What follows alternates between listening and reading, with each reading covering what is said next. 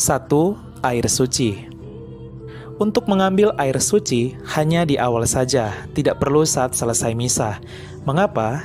Karena pengambilan air suci di pintu gereja saat akan misa mengingatkan makna pembaptisan kita, yaitu pertobatan pengudusan kehidupan baru di dalam Kristus dalam kesatuan dengan Allah Bapa dan Roh Kudus, dan partisipasi kita sebagai anak-anak angkat Allah di dalam misi Kristus dan pengusiran roh-roh jahat. Ketika kita masuk gereja dan mengambil air suci, tanda juga kita memurnikan diri. Nah, ketika kita mengikuti misa dan ketika misa sudah selesai, maka kita tak perlu lagi mengambil air suci karena sudah dimurnikan saat di awal sebelum misa ketika mengambil air suci dan karena sudah selesai mengikuti misa.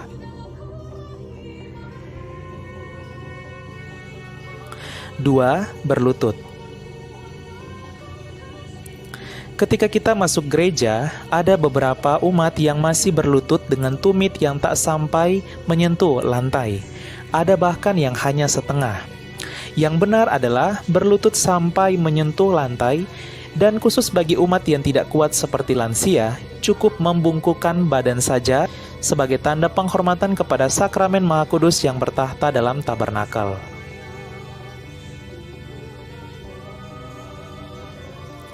3. Tanda salib. Gunakan 3 jari yang melambangkan Allah Tritunggal. 3 jari tersebut yaitu 3 jari yang berada di tengah-tengah.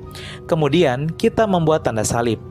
Pertama, Bapa, 3 jari menyentuh di dahi. Dahi terhubung dengan otak.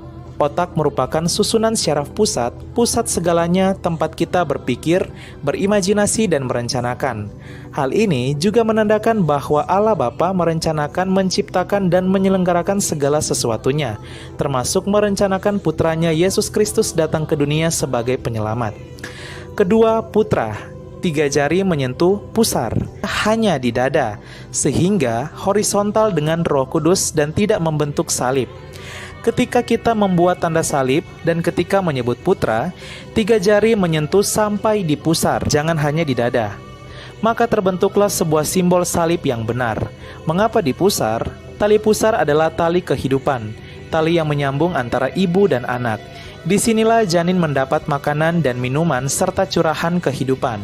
Hal ini melambangkan Tuhan Yesus yang lahir ke dunia melalui rahim Bunda Maria dengan penuh kasih keibuan. Bunda Maria melahirkan sang sumber hidup sejati, yaitu Tuhan kita Yesus Kristus. Ketiga, Roh Kudus. Nah, 3 jari menyentuh bahu kiri dan kanan, tak hanya bahu kiri saja, menandakan Roh Kudus yang memurnikan dan membimbing manusia. Kemudian yang terakhir, amin.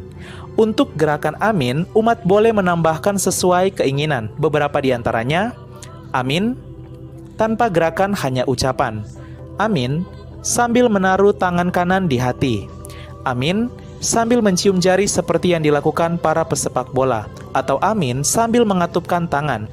Sehingga yang benar yaitu, dalam nama Bapa di dahi, dan Putra di pusar, dan Roh Kudus di bahu kiri dan kanan.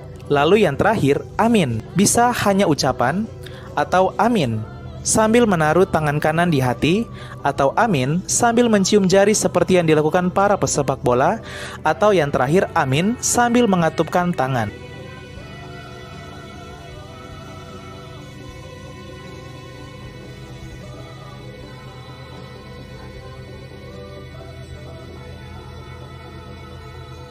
Empat, kaki umat. Saat kita duduk di bangku, ada sebuah tempat semacam pengalas yang dikhususkan untuk berlutut bagi umat saat berdoa. Nah, siapa di sini yang sering menaruh kakinya di pengalas berlutut? Berikut tidak boleh ya, karena itu diperuntukkan untuk kita berdoa sambil berlutut. Selain agar lutut kita tidak kotor ketika kita menaruh kaki di atasnya, tapi juga itu memang khusus untuk berlutut, bukan untuk menaruh kaki umat.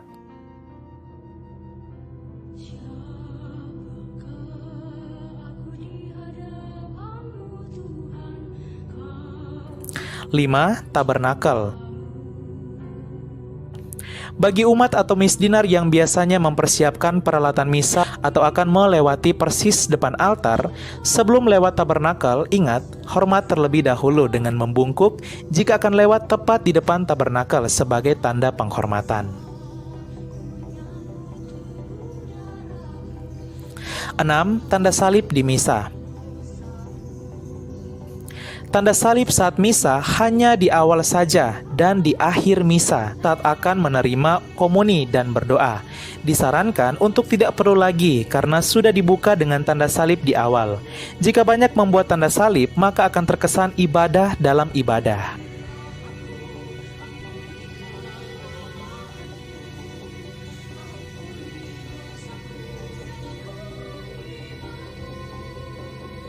Tujuh, partisipasi umat. Partisipasi aktif umat juga dibutuhkan, seperti menjawab doa dari imam dengan lantang dan bernyanyi saat misa dengan sungguh-sungguh dan semangat. Terkadang kita sering melihat ada umat yang masih pasif dan tidak bernyanyi saat misa. Jika kita diundang orang terdekat dalam acaranya, tentu kita akan meramaikannya, apalagi ketika kita diundang oleh Tuhan untuk datang ke pestanya dalam perayaan Ekaristi. Mari kita rayakan dengan aktif bernyanyi dan semangat dalam menjawab doa imam. 8. Bacaan.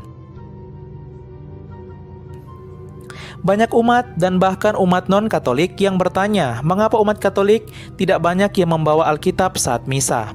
Hal ini karena saat bacaan kitab suci kita hanya mendengarkan saja, tidak perlu membaca Alkitab lagi karena sudah ada seorang lektor yang akan membacanya untuk umat. Itulah tugas seorang lektor. Bisa juga umat membawa Alkitab di gereja dan membaca bacaannya saat duduk di bangku sebelum misa dimulai. 9. Aku percaya. Saat doa aku percaya di bagian kalimat yang dikandung dari Roh Kudus dilahirkan oleh perawan Maria, umat diajak untuk menundukkan badan sebagai tanda penghormatan. 10. Doa syukur agung.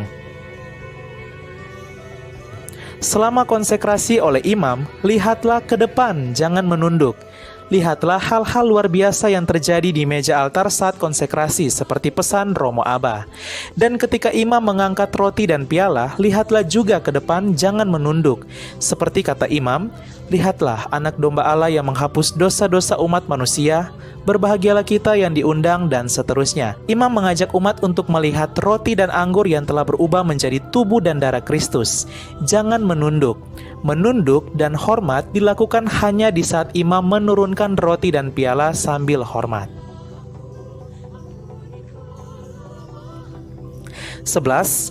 Belum komuni di misa. Bagi sahabat Katolik keren, namun belum menerima komuni seperti anak-anak, silangkan tangan di badan saat maju agar imam tahu bahwa belum menerima komuni. Jangan membuka tangan. 12. Non-Katolik di misa.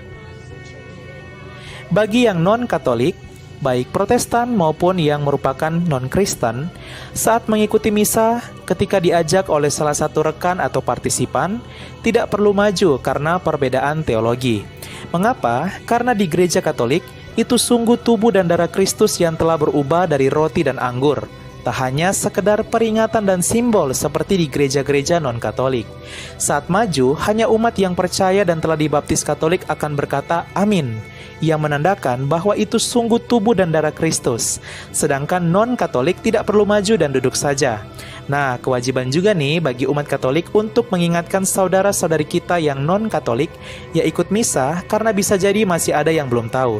Oleh sebab itu, saat acara-acara yang dihadiri oleh masyarakat umum, maka imam yang menyelenggarakan misa akan berkata, mereka yang akan menerima komuni hanyalah mereka yang telah dibaptis secara Katolik dan telah menerima komuni pertama. 13. Terima komuni.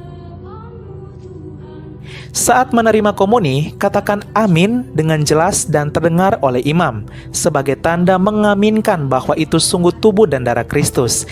Jangan hanya diam saja ya, atau pelan suaranya ketika mengatakan amin. Katakanlah dengan suara yang jelas dan terdengar oleh imam. Amin.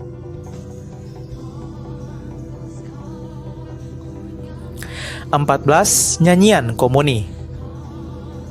Nyanyian komuni disarankan saat sesudah menerima komuni, jika umat yang hadir hanya sedikit atau merupakan stasi kecil.